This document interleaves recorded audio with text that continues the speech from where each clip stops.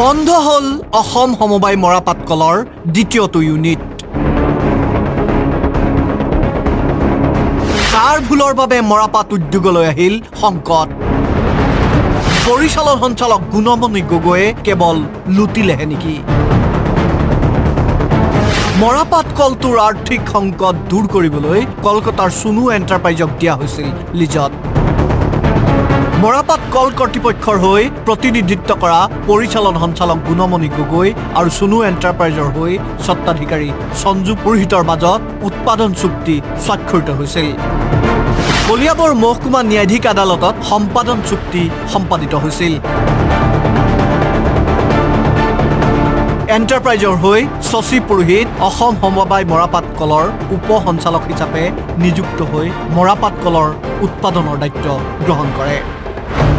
2024 এপ্ৰিল মাহৰ পৰা প্ৰথমটো ইউনিটৰ উৎপাদনৰ দায়িত্ব লয় সুনু এণ্টাৰপ্ৰাইজে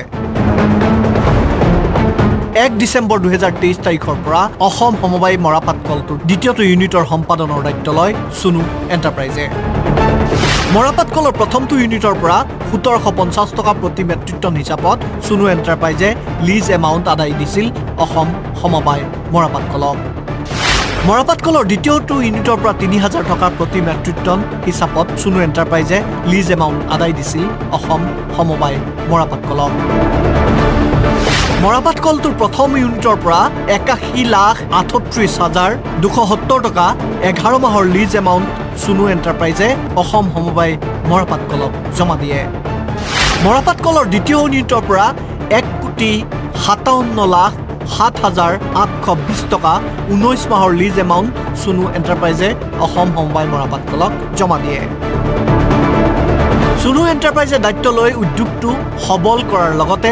লাভ উপাৰ্জন কৰিবলৈ সক্ষম হোৱাত কলটোৰ অধ্যক্ষ তথা স্থানীয় বিধায়ক কেশৱ মহন্তই সুনু এণ্টাৰপ্ৰাইজৰ প্ৰতিনিধি তথা অসম সমবায় মৰাপাট কলৰ উপ পৰিচালন সঞ্চালক শশী পুৰোহিতক কল চৌহদতে আদৰণি জনাইছিল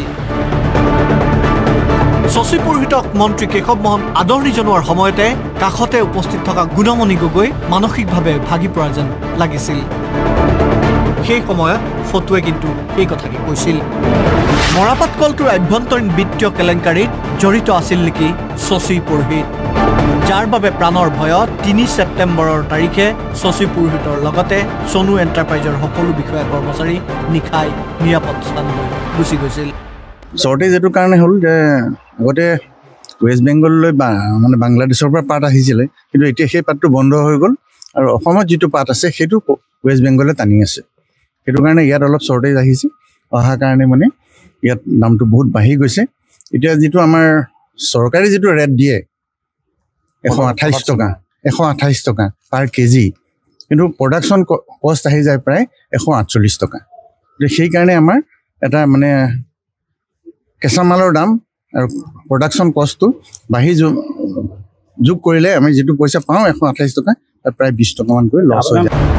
পৰিচালন মণ্ডলীৰ সদস্যসকলৰ আন এখন বৈঠকত কলটোৰ পৰিচালন সঞ্চালক গুণমণি গগৈৰ পৰিৱৰ্তে এগৰাকী চৰকাৰী ৰাজপত্ৰিত বিষয়াক মৰাপাট কলটোৰ দায়িত্ব অৰ্পণ কৰিবলৈ লিখিত পৰামৰ্শ আগবঢ়োৱা হৈছে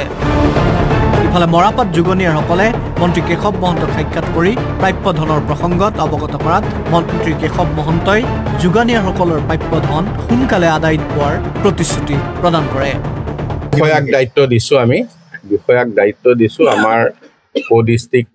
কমিশনাৰকে প্ৰমুখ কৰি দায়িত্ব দিছোঁ যে তেওঁলোকে সকলো পক্ষৰ লগত আলোচনা কৰি যেটো ৰিপৰ্ট দিব তাৰ ওপৰত সিদ্ধান্ত হ'ব মেচিনাৰী স্পেয়াৰ পাৰ্টছ ক্ৰয়ৰ নামত সংগঠিত হৈছিল কেলেংকাৰী ৰাজ্য চৰকাৰৰ সাহায্য পুঁজিৰ ধনো খৰাদ হৈছিল দেশৰ ভিতৰতে সমবায় খণ্ডত প্ৰতিষ্ঠিত নগাঁও শিলঘাটত থকা একমাত্ৰ মৰাপাট উদ্যোগটোত অৰাজকতা দূৰ হ'ব কেতিয়া কলিয়াবৰ পৰা গোলাপ শইকীয়াৰ ৰিপৰ্ট আসাম টক্স